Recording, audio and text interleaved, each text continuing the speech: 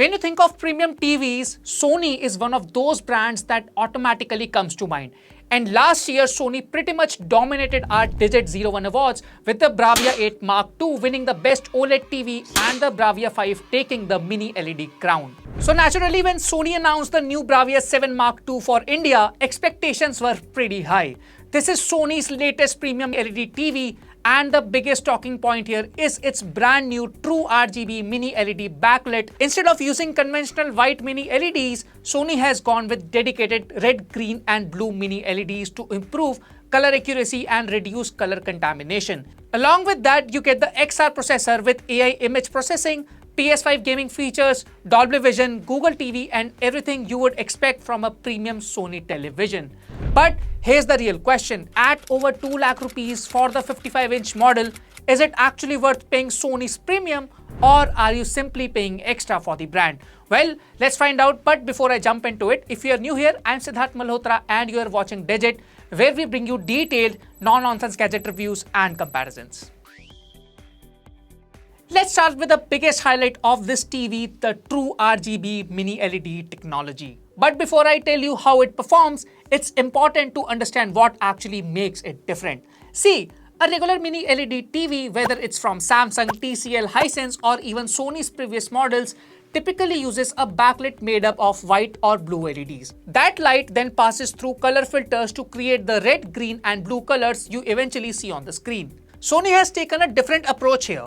Instead of relying on white mini LED backlit, the Bravia 7 Mark II uses independently controlled red, green and blue mini LED clusters behind the LCD panel. Now, don't confuse this with RGB OLED or micro LED displays. There's still an LCD panel here with its own red, green and blue subpixels, so it isn't a self-immersive display. What Sony has changed is the backlit itself, and because each RGB light source is controlled independently, the TV can produce a wider range of colors with less light loss, achieve higher brightness and reduce unwanted blooming around bright objects. In simple terms, you get richer colors, brighter HDR highlights and better local dimming than a conventional mini LED TV. Now, does that actually translate into real-world performance? Absolutely. This is easily one of the best LED TVs I have tested. The colors look incredibly rich without looking oversaturated, and Sony's color tuning continue to be among the best in the business. Our Calman tests back this up as well. The TV covered over 96% of the DCI P3 color space and around 83% of BT 2020, which are excellent numbers for HDR content. The Bravia 7 Mark II is also an incredibly bright TV. To really see what it's capable of, I switched to Vivid mode. Since Sony doesn't offer a dedicated sports mode, I watched a few World Cup matches in Vivid mode. The standard mode is more color accurate, but it looks a bit muted compared to the Vivid mode. In a testing, it touched 2110 nits in 10% and 25% windows with maximum brightness and peak luminance settings. Whether it's explosions, sunlight reflecting off cars or bright outdoor scenes, everything pops without washing out the image. And blacks? Honestly, that's where Sony surprised me. Black levels are extremely impressive. I watched some really dark scenes from The Revenant, Lakh and even Mission Impossible Final Reckoning. And the local dimming is so well controlled that blooming is barely noticeable.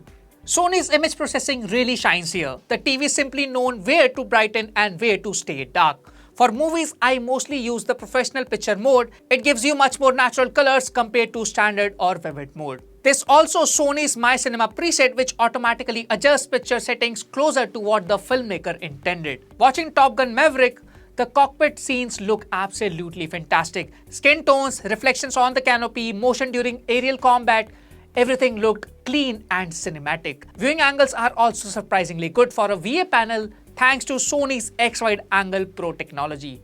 The only two complaints: first, Sony still skips HDR10+, although Dolby Vision support is here. And second, reflections. Since there's no anti-reflective coating, you'll notice reflections if your room has bright lights. One more thing, Sony's upscaling is a little too aggressive.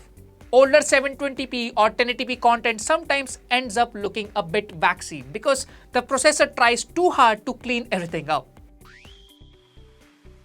Now, if you're planning to pair this with a PS5, you'll be happy. The TV supports 4K at 120Hz, VRR, ALLM and Dolby Vision gaming. Sony also includes its excellent Game Menu 2.0, where you can quickly access game settings without leaving the game. And of course, PS5 integration is excellent. HDR tone mapping and picture mode switching happen automatically.